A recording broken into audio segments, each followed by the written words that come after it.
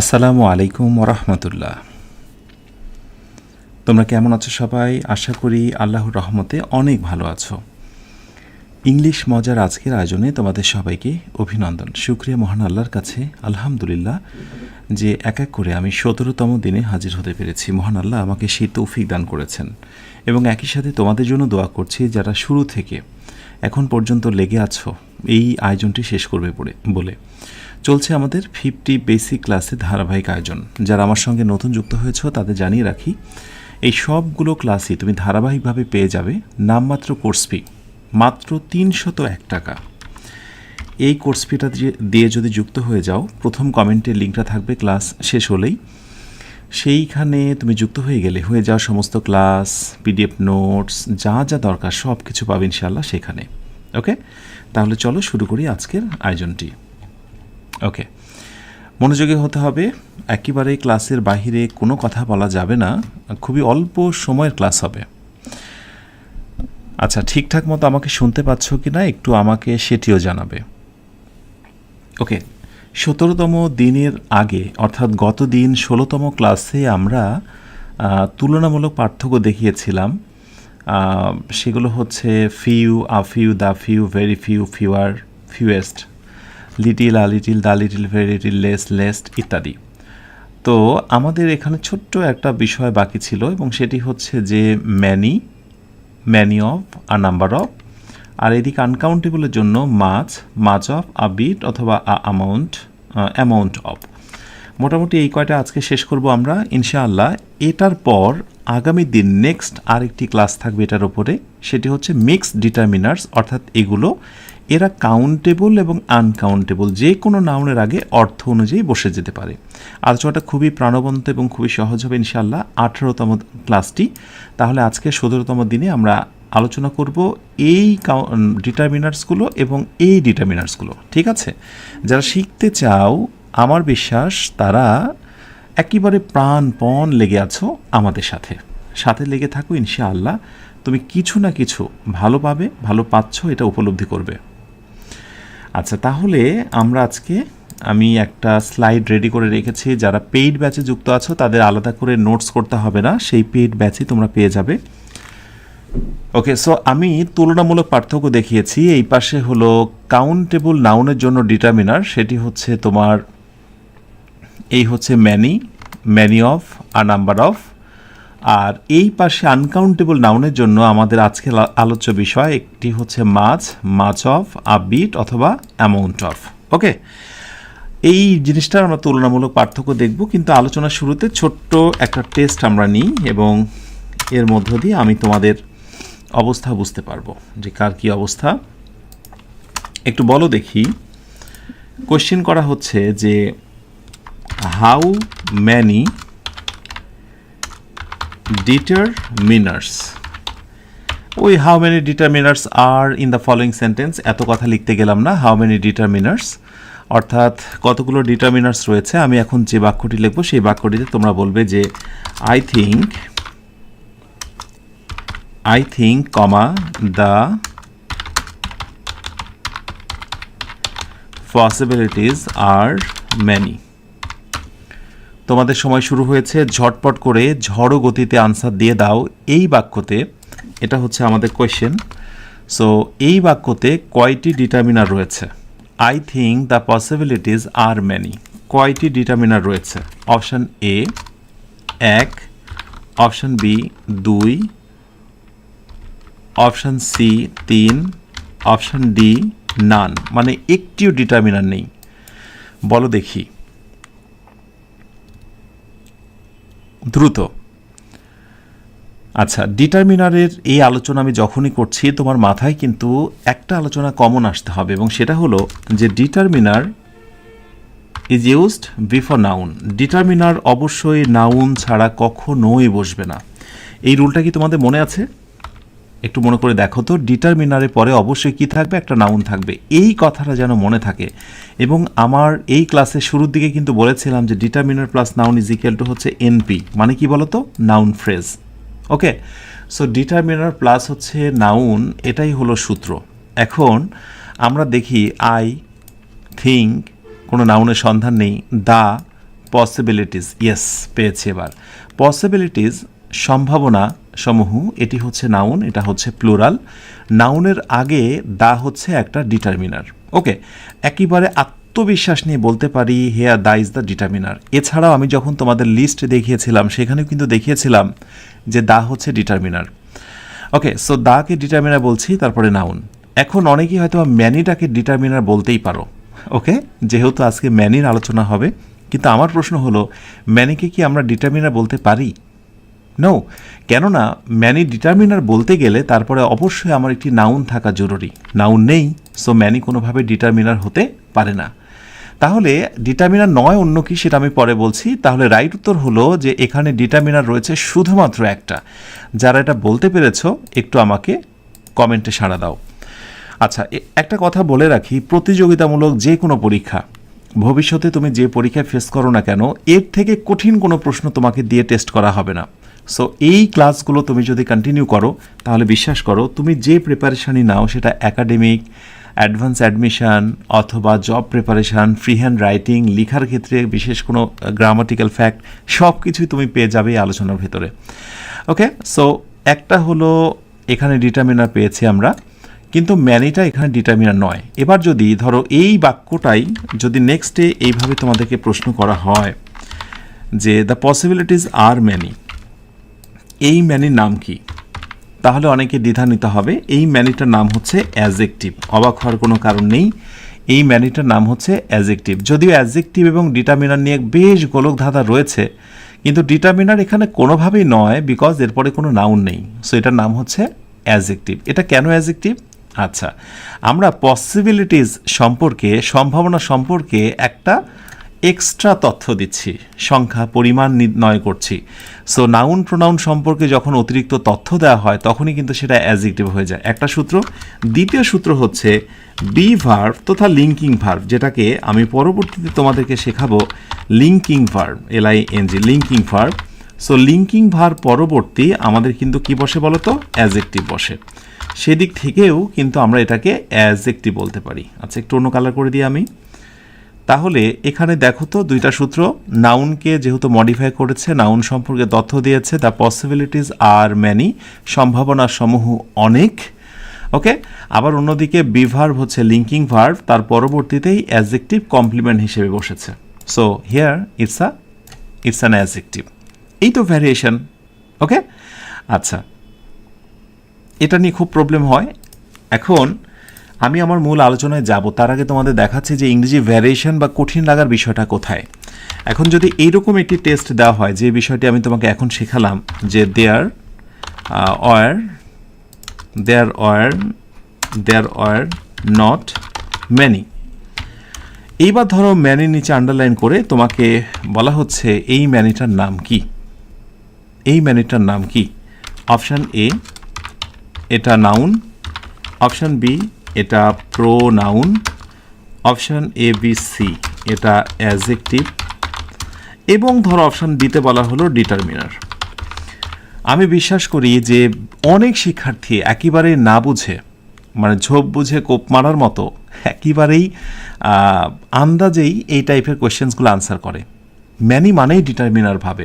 আর আজকের একটু আলোচনা আগে তো দেখেছি সেটা অ্যাডজেক্টিভ, কিন্তু দুঃখের বিষয় হলো দেয়ার আর নট ম্যানি, এই জায়গাটায় ম্যানির নাম হচ্ছে প্রোনাউন, কারণ ইটস আ ইনডিফিনিট প্রোনাউন। তোমরা ইনডিফিনিট প্রোনাউনের মধ্যে পেয়েই যাবে ম্যানি, মাছ, নোবডি, নান, ইনডিফিনিট প্রোনাউন। এখন প্রশ্ন হচ্ছে এটা প্রোনাউন আমি কিভাবে প্রুভ করব? একটু আগে দেখেছি যে বি ভার্বের পরে ম্যানিটা হয়েছিল অ্যাডজেক্টিভ, তো এখানেও তো বি ভার্ব আছে। সো বি ভার্বের পরে ম্যানি, তাহলে এখানে কেন অ্যাডজেক্টিভ নয়? এটা যে ডিটারমিনার নয় তার প্রমাণ তো তোমরা আগের আলোচনা থেকেই পেয়েছো। ওকে, এটা যে অ্যাডজেক্টিভ অথবা প্রোনাউন হতে পারে সেটা নিয়েই দ্বন্দ্ব। আচ্ছা, মনে রাখা খুব জরুরি, দেয়ার দ্বারা যদি কোনো বাক্য শুরু হয়, মনে রেখো এটাকে ইন্ট্রোডাক্টরি দেয়ার বলা হয়, মানে সূচনা সূচক। এই দেয়ারের পরেই থাকে হচ্ছে ভার্ব, এবং এই ভার্বের পরেই থাকে হচ্ছে সাবজেক্ট। এই কথাটা মনে রেখো। আমরা সাধারণত অনেকে বিশ্বাস করি যে সাবজেক্ট দিয়ে একটা বাক্য শুরু হয়, এটা কিন্তু সাবজেক্ট। ওকে, এটা কিন্তু সাবজেক্ট, অথচ এই বাক্যতে দেয়ারকে সাবজেক্ট বলা যাবে না, এটাকে আমরা বলতে পারি ইন্ট্রোডাক্টরি বা স্টার্টার, মানে সে শুরু করে দিয়েছে, স্টার্টার। তো ইন্ট্রোডাক্টরি যখন দেয়ার থাকে সেখানে ভার্বের পরে যেটা থাকে সেটা হচ্ছে মূলত সাবজেক্ট। আর আমরা এটা জানি যে subject can be noun or pronoun, noun or pronoun, pronoun. এটা নাউন নয়, কারণ প্রোনাউনের যখন আমি ক্লাসিফিকেশান এবং ডিটেলস পড়াতে যাব সেখানে দেখবে যে ম্যানি ইনডিফিনিট প্রোনাউন একেবারে সুন্দরভাবে লিস্টেড দেওয়া আছে। সো ম্যানিটাকে আমরা প্রোনাউন বলবো। সো যারা এটা বলতে পেরেছো তোমাদের সবাইকে অভিনন্দন।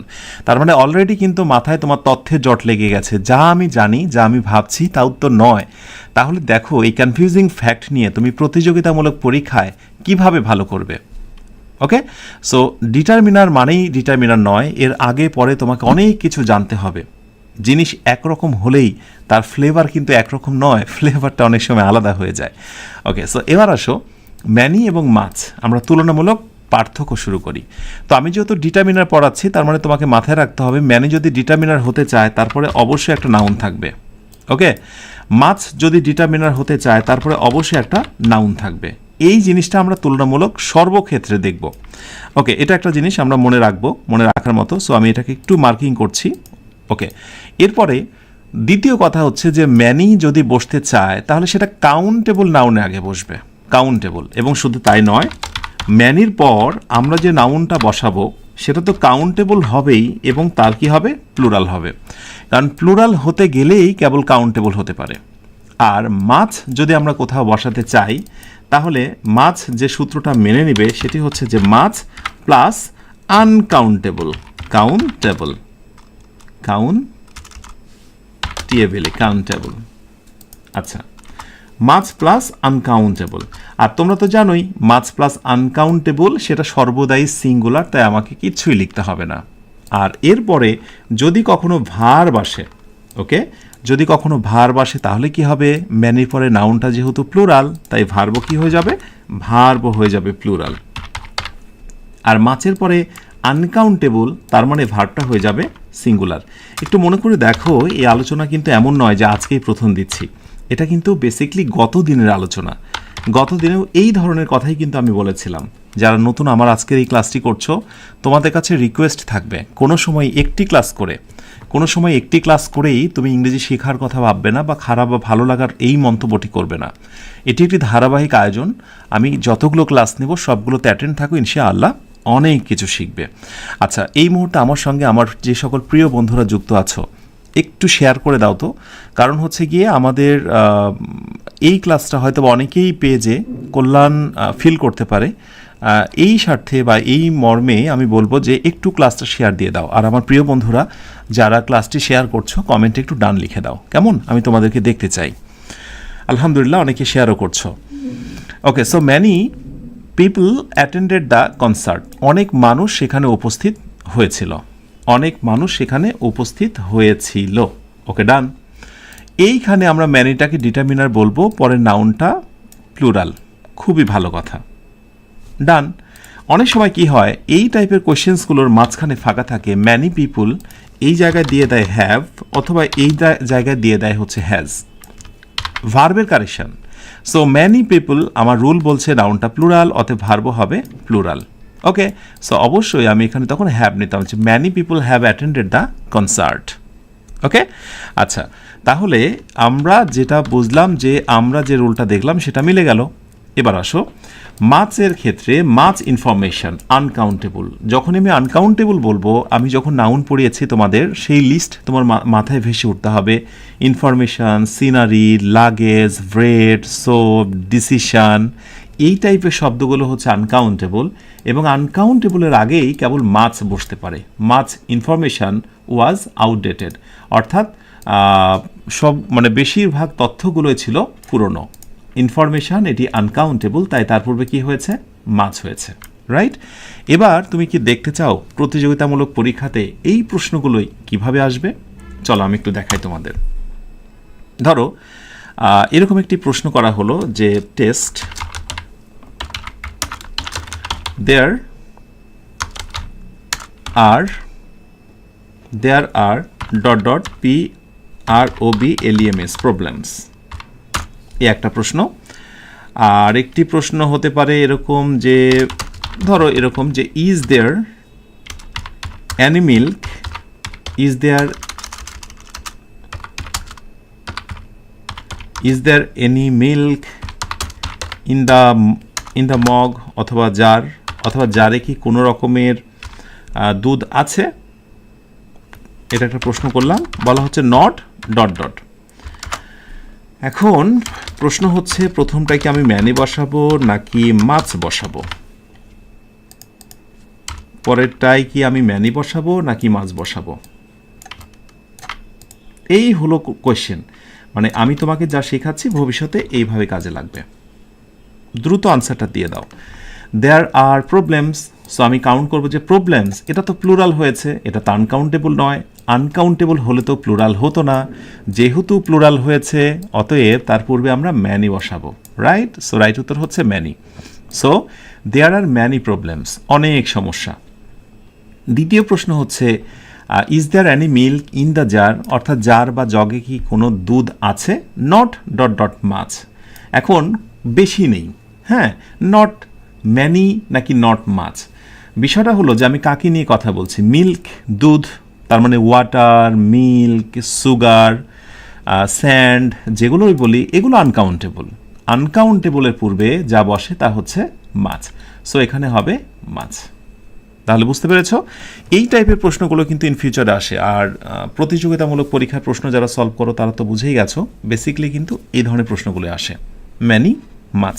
ক্লিয়ার? আচ্ছা, এখন নেক্সটে একটা ধরো প্রশ্ন দেওয়া হচ্ছে এরকম, মনোযোগ দিয়ে একটু খেয়াল করো। ধরো একটি প্রশ্ন দেওয়া হলো dot dot students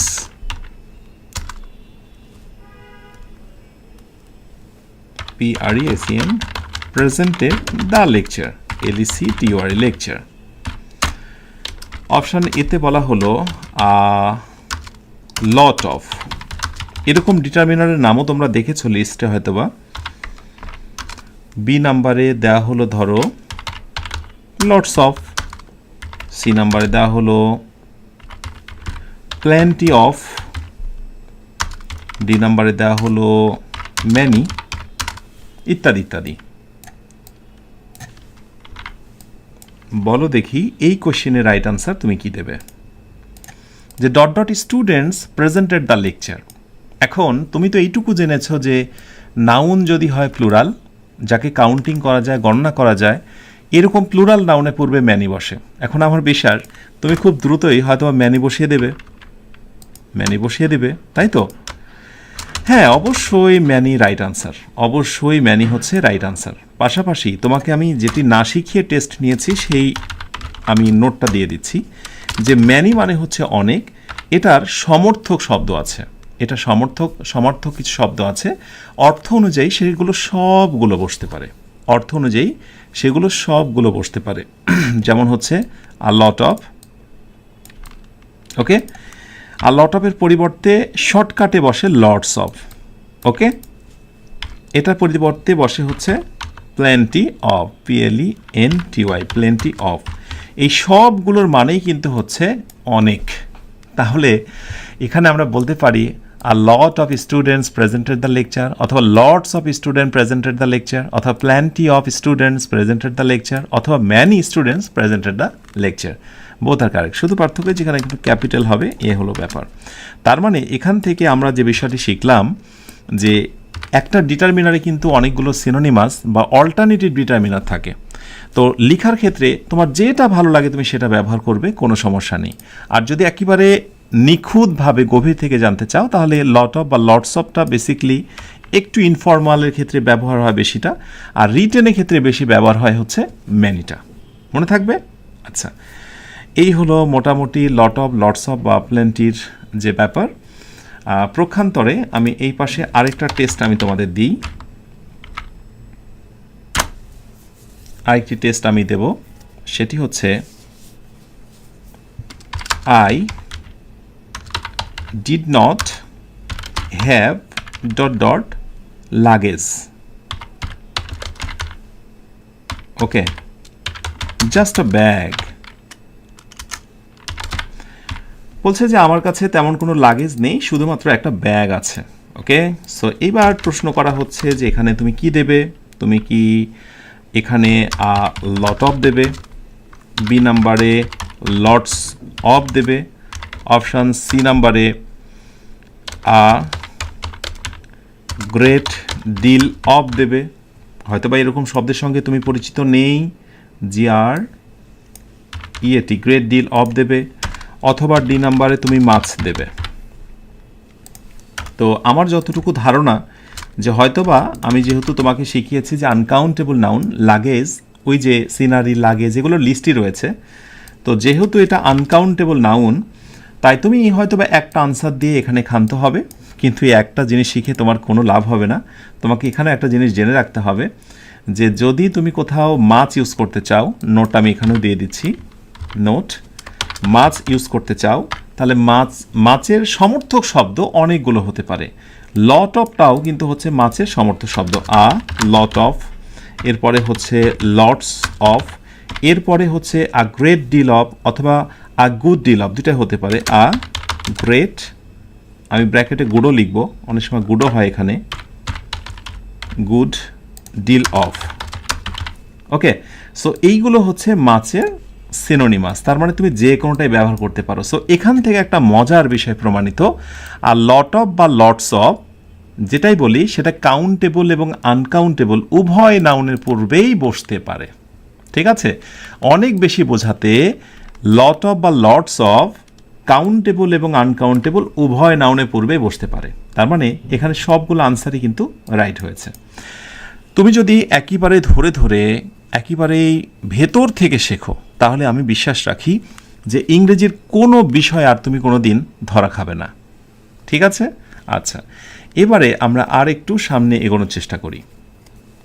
many of, many of the students, অর্থাৎ ম্যানির পরে অনেক সময় অফ হতে পারে, তখন হয় যে শিক্ষার্থীদের অনেকটাই, শিক্ষার্থীদের অনেকটাই। ম্যানি স্টুডেন্টস আমি যদি বলি, তাহলে ম্যানি স্টুডেন্টস অনেক শিক্ষার্থী।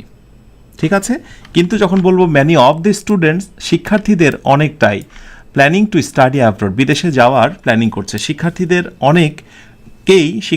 অনেকেই বিদেশ যাওয়ার প্ল্যানিং করছে। সো ম্যানির পরে অফ হতে পারে, মাছের পরেও অফ হতে পারে, কোনো সমস্যা নেই, কিন্তু সূত্র একটাই, সেটা হলো যে ম্যানি অফ এরপরে নাউনটা হয়ে যাবে প্লুরাল। ওকে, মাছ অফ যদি ব্যবহার করি আমরা, তাহলে নাউনটা হয়ে যাবে আনকাউন্টেবল। এই যে ওয়ার্কটা কিন্তু আনকাউন্টেবল, যদি কোনো কোনো ক্ষেত্রে কবি সাহিত্যিকদের কাজগুলোকে প্লুরাল ধরা হয়, কিন্তু নর্মালি ওয়ার্ক মানে যদি কাজ হয় সেটি আনকাউন্টেবল। সো সূত্র কিন্তু আসলে এক, এর ভিতরে কোনো পরিবর্তন নেই। তো ম্যানি নিয়ে আসলে অনেক দ্বন্দ্ব রয়েছে, অনেক সময় ম্যানির এই গোলক ধাঁধাটা নিয়ে সমস্যা, বিশেষ করে আর্টিকেল ব্যবহারের ক্ষেত্রে এসে ম্যানির একটা বড় সমস্যা আছে। লেটস সি, একটু তোমরা খেয়াল দাও, মনোযোগী হও। আমি যদি একটি বাক্য লিখি, সেই বাক্যটা হচ্ছে এরকম যে many the students, many the students passed in the test. এরপরে আরেকটি বাক্য লিখলাম ম্যানি আ স্টুডেন্ট। ওকে, এরপরে ধরো আরেকটি আমি বাক্য লিখলাম ম্যানি স্টুডেন্টস। প্রশ্ন হলো আমি কোন বাক্যটিকে রাইট বলতে পারি, বলো দেখি, এ নাম্বার, বি নাম্বার, নাকি সি নাম্বার? এবং আমি শতভাগ নিশ্চিত করে বলতে পারি যে কোনো প্রতিযোগিতামূলক পরীক্ষাতে এখান থেকে প্রশ্ন থাকবেই থাকবে ম্যানি রিলেটেড। ওকে, আচ্ছা বলো দেখি। মাশাআল্লাহ, অনেকে ট্রাই করছো। প্রথম কথা হচ্ছে ম্যানির পরে আর্টিকেল দা কখনোই বসে না, ম্যানি দানা কখনো বসে না। এই ছোট্ট নোটটা করে নাও, it will be much more help you. প্রসঙ্গত বলি, যারা আমার পেইড ব্যাচে যুক্ত আছো, কষ্ট করে এই নোটসগুলো করতে হবে না, আমি এই পুরো শিটটাই, স্লাইডটা আমি সেখানে দিয়ে দেবো। আস্তে করে ঠান্ডা মেজাজে নোটসটা করে নিও। ওকে, আচ্ছা, ম্যানি আই স্টুডেন্ট, মাশাআল্লাহ, সুন্দর। আচ্ছা, ম্যানি দা কখনোই হয় না, মনে রেখো যে ম্যানির সঙ্গে যদি আর্টিকেল বসতে চায় তাহলে একজনের চমৎকার সম্পর্ক রয়েছে, ম্যানি এ অথবা অ্যান, ভাওয়াল হলে অ্যান, ম্যানি এ অথবা অ্যান বসতে পারে। যদি এটা ভাওয়াল হতো তাহলে অ্যান বসতো, যেহেতু এটি কনসোনেন্ট এই জন্যই বসেছে। ম্যানি এ বা অ্যান, মনে রেখো যদি কোথাও ম্যানি এ বা অ্যান বসে তাহলে হয়ে যায় এ লার্জ নাম্বার এর নাম্বার অফ, অর্থাৎ অনেক পরিমাণে, এটা বোঝানোর জন্য ম্যানি এ ব্যবহার করা হয়। এখন ম্যানি এ মানে একজন শিক্ষার্থী নয়, many a student passed in the exam, অনেক সংখ্যক শিক্ষার্থী পরীক্ষায় পাশ করেছিল। অথবা কাব্যিকভাবে বলা যায় কতই না শিক্ষার্থী পরীক্ষায় পাশ করেছিল, দুইভাবে বলা যায়। তো ম্যানি এ এইটাকে আমরা যদি অন্যভাবে বলি তাহলে আ লার্জ নাম্বার অফ। ওকে, আর আমরা যদি ডিরেক্ট ম্যানি ইউজ করি তাহলে তো নাউন হতেই পারে এবং সেটা হচ্ছে প্লুরাল। কিন্তু আমার মূল বিষয় যেটি, যে ম্যানির পরে আর্টিকেল কখনোই দা বসে না, এটা একটু মনে রেখো, ভবিষ্যতে অনেক বেশি কাজে দেবে। মাশাআল্লাহ, সুন্দর। ওকে, সো এই হচ্ছে ম্যানি অফ এবং মাচ অফের স্পেশাল ইউজ, এমন কোনো বিষয় এখানে নেই। আর এখানে আরেকটি ইউজ তোমাদেরকে দেখানো দরকার মাছের ক্ষেত্রে এসে, সেটি হচ্ছে হি টক্স মাছ। হি বলতে হবে এই মাছের নাম কি, ঝটপট করে একটু বলো, আমরা রয়েছি মাছের ভেতরে। হি টক্স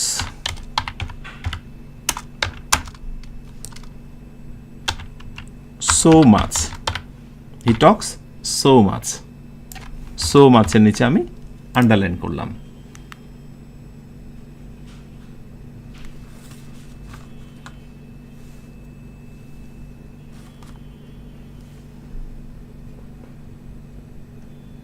সুন্দর। এই জায়গাটায় আমরা যে মাছ ইউজ করেছি, মনে রেখো তোমরা, এই মাছটার নাম হলো অ্যাডভার্ব। কেন অ্যাডভার্ব বলো তো? যখন ভার্বের পরে থাকবে মাছ, যখন ভার্বের পরে থাকবে মাছ, সো তখন তার নাম হয়ে যাবে অ্যাডভার্ব। সো আমরা এখানে লিখে দেবো যে ভার্ব প্লাস অ্যাডভার্ব। একটু আমরা নোটস করে দিই, এখানে নোট। তাহলে এই জায়গাটা মাছটা কিন্তু অ্যাডভার্ব হিসেবে কাজ করছে, ভার্ব সম্পর্কে তথ্য দিচ্ছে। হি টক্স মাছ। এখন মাছ মানে অনেক কথা বলে, এই অনেকটাকে আরও বেশি করে দিলাম, সো মাছ, খুব বেশি। হি টক্স সো মাছ, তাহলে সো এবং মাছ একে অপরের পরিপূরক, এটাও অ্যাডভার্ব এটাও অ্যাডভার্ব। আমরা তো জানি অ্যাডভার্ব আর একটা অ্যাডভার্বকে মডিফাই করে। এনিওয়ে, আমার মূল কথা হচ্ছে যে মাছ ডিটারমিনার ব্যতীত আর কি হতে পারে, ম্যানি ডিটারমিনার ব্যতীত আর কোথায় কি হতে পারে। আমার বিশ্বাস তোমরা এটা ঠিকঠাক মতো ধরতে পেরেছ। ব্যাস, এরপরে আরেকটি রয়েছে এবং সেটি হচ্ছে আ number of. A number of মানে হচ্ছে যেটাকে আমরা বলতে পারি সমর্থক শব্দ হিসেবে, তোমরা একটু নোটস করে নাও। আ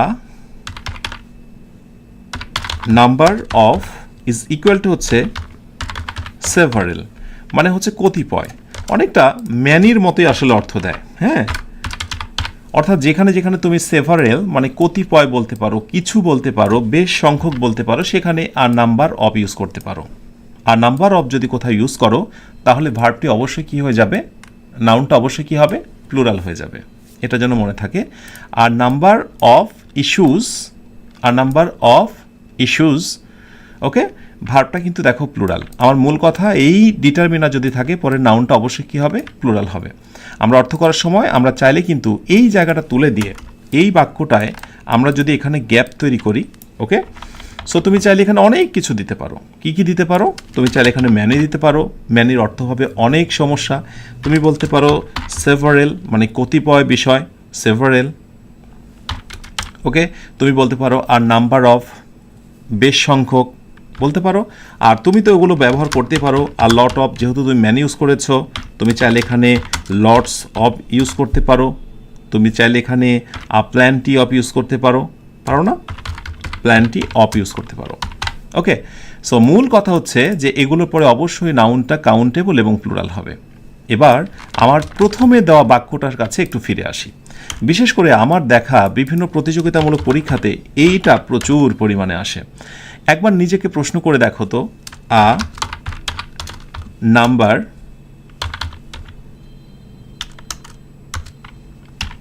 of students, fill in the gap,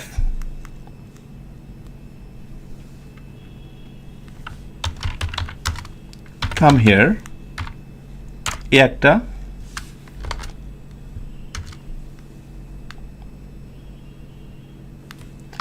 a note of the students dot dot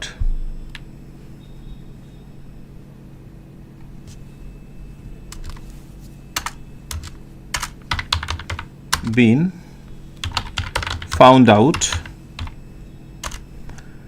একটু খেয়াল করতে হবে, মনোযোগী হতে হবে, তুমি যে জায়গাটায় যুক্ত হয়েছ, যা শেখার জন্য এসেছো, একেবারেই ইংরেজি গভীরে জ্ঞান। এখন বলা হচ্ছে যে এইখানে কি তুমি হ্যাভ দেবে নাকি হ্যাজ দেবে। পরেরটাতেও বলা হচ্ছে তুমি কি এখানে হ্যাভ বিন মানে হ্যাভ দেবে নাকি হ্যাজ দেবে। সাধারণত আমি যখন তোমাকে সাবজেক্ট ভার্ব এগ্রিমেন্ট শেখাবো সেখানে কিন্তু বলেই দেব, সেখানে কিন্তু আমি তোমাকে এই কথাটা বলে দেব যে যখনই কোনো সাবজেক্ট হয়, ওকে, এবং সাবজেক্টের মাঝখানে প্রেপোজিশন থাকে, ইন, উইথ, অফ, এগুলো প্রেপোজিশনে পূর্বের সাবজেক্ট অনুযায়ী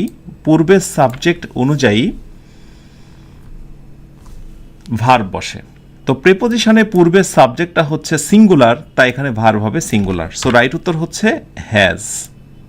এইখানে a lot of the students has. কিন্তু যখনই এ নাম্বার অফ থাকবে এইখানে আর ওই সূত্র কাজ করবে না, প্রেপোজিশনের দিকে তাকানো যাবে না। এ নাম্বার অফ থাকলেই দ্যাট মিনস এটা পুরোটা মিলে একটা ইউনিট। এখানে যেমন এ নোট একটা ইউনিট, অফ একটা ইউনিট, কিন্তু এ নাম্বার অফ হচ্ছে একটা ইউনিট। ভুল করেও কখনো এই সূত্রটা যে অনুযায়ী ভার্ব হয়েছে এই সূত্রটাই তুমি এখানে অ্যাপ্লাই করতে যাবে না। তাহলে এ নাম্বার এর দিকে তাকালে অনেকে হয়তো বা হ্যাজ দিয়ে ফেলবে, কিন্তু সূত্র হচ্ছে এ নাম্বার অফ, সেভারেল, ইত্যাদি ইত্যাদি। নাউনটা প্লুরাল, অতএব ভার্বটা হবে প্লুরাল।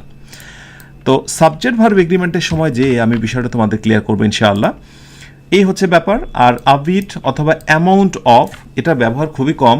আবিট অথবা অ্যামাউন্ট অফ যেটাই ব্যবহার করি না কেন, প্রথমত মনে রেখো যে আনকাউন্টেবল নাউনের জন্য বসে। কিসের জন্য? আনকাউন্টেবল। পিপার মানে কি? মরিচের গুঁড়া। পিপার মানে হচ্ছে মরিচের গুঁড়া, টাইম হচ্ছে সময়, এগুলো সবই হচ্ছে আনকাউন্টেবল নাউন। সো যদি আমি আনকাউন্টেবল নাউনের জন্য ব্যবহার করতে চাই তাহলে আবিট মানে কিছুটা, amount of, a large amount আমরা বলতে পারি যে কোয়ান্টিটি, হ্যাঁ, একটা পরিমাণ বোঝাতে পারি। আনকাউন্টেবল নাউনের ক্ষেত্রে পরিমাণ বোঝানোর ক্ষেত্রে যে কি পরিমাণ সময়, হ্যাঁ, a large amount of time, একটা বড় সময়, বিশাল সময় was dedicated to the project, এই প্রজেক্টের পেছনে ব্যয় করা হয়েছে। ওকে, সো আ বিট মানে কিছুটা, আর অ্যামাউন্ট অফ হচ্ছে পরিমাণ। তো যখনই বলছি add a bit of pepper to the soup, অর্থাৎ এই স্যুপে একটু পরিমাণে মরিচ গুঁড়া ব্যবহার করো। আর লার্জ অ্যামাউন্ট অফ টাইম, এক বিশাল সময় was dedicated to the project, এই প্রজেক্টে দেওয়া হয়েছে। আ বিট এবং অ্যামাউন্ট অফের ব্যবহার খুবই কম, জাস্ট অর্থ জানলেই পারা যায়। ব্যাস এই হচ্ছে ব্যাপার। যারা বেসিক কোর্সের সঙ্গে যুক্ত আছো তোমাদের সবাইকে অভিনন্দন। ইনশাআল্লাহ আমরা আগামী দিনে একেবারেই বলা যায় যে এই বিষয়টা নিয়ে 3 নাম্বার যে টপিকটা রয়েছে আমি টেবিল করে তুলনামূলক পার্থক্যের মাধ্যমে আগামী ক্লাসে এটা ক্লিয়ার করব ইনশাআল্লাহ। সো এর মধ্য দিয়ে আমাদের ডিটারমিনার ক্লাস আগামী ক্লাস 18 এটা শেষ হবে এবং এরপরে শুরু হবে ইনশাআল্লাহ প্রোনাউন। যারা আমার সঙ্গে প্রথম থেকে শেষ পর্যন্ত যুক্ত আছো, একটা বিষয় নিশ্চয়ই খেয়াল করেছো, প্রতিটা ক্লাসেই আমরা কিন্তু পর্যাপ্ত পরিমাণে কিন্তু এমসিকিউ সলভ করি। এবং মজার কথা হলো এরপর যখনই তুমি প্রতিযোগিতামূলক কোনো প্রশ্ন সমাধান করতে যাবে বা নিজের থেকে কিছু লিখতে যাবে, ঘুরে ফিরে দেখবে ইনশাআল্লাহ এইগুলোরই ব্যবহার হচ্ছে। তাহলে শেষ করি আজকের আয়োজনটি। এবার তোমরা একটু কমেন্টে তোমাদের অনুভূতি জানাও, যারা প্রথম থেকে লেগে আছো, কতটা এনজয় করছো, কেমন শিখছো, তোমার মনের অনুভূতি কী। তোমাদের কমেন্টের দিকে নজর রেখে আজকের আয়োজনটি শেষ করছি। ইনশাআল্লাহ তোমাদের সঙ্গে কথা হবে আগামী দিন পরবর্তী লেকচার ক্লাস 18 18তম দিনে। তোমরা যে যে নিয়তে আমার সঙ্গে যুক্ত হয়েছ, আমি সবার জন্য দোয়া করি মহান আল্লাহ যেন তোমাদের মনের এই বাসনা পূর্ণ করে। আমি বিশ্বাস করি এত জিরো থেকে, একেবারে শূন্য থেকে বেসিক গ্রামার শেখার আয়োজন আর হয়তোবা তুমি তোমার জীবনে পাবে না। অনেকে হয়তোবা বিশেষ উদ্দেশ্য নিয়ে কোর্সগুলো করায়, কিন্তু আমি বারবার তোমাদেরকে চেয়েছি যাতে করে ইংরেজির এই জিনিসটা শেখার পর প্রতিটা অঙ্গনে তুমি আধিপত্য বিস্তার করতে পারো। আর আমি অসংখ্যবার বলেছি ইংরেজির কোনো জাত ধর্ম নেই। তুমি যদি ইংরেজির বেসিক ভালো করে নাও তাহলে ইংরেজির প্রতিটি ক্ষেত্রে তুমি রাজত্ব করতে পারবে, তা হোক স্পোকেন, তা হোক free hand writing, job preparation, admission, অথবা তোমার ক্লাসের কোনো পড়াশোনা। লেগে থাকো সৎ নিয়তে, নেক নিয়তে। ইনশাআল্লাহ আগামী দিন কথা হবে এই প্রত্যয় ব্যক্ত করে শেষ করছে আজকের আয়োজনটি। তোমরা সবাই অনেক ভালো থেকো, যে ভালোর শেষ নেই। সুখে থেকো, যে সুখে সীমানা নেই। এই অনন্ত শান্তির চিরন্তন প্রত্যাশায় সবাইকে শুভরাত্রি। আসসালামু আলাইকুম ওয়া রাহমাতুল্লাহ।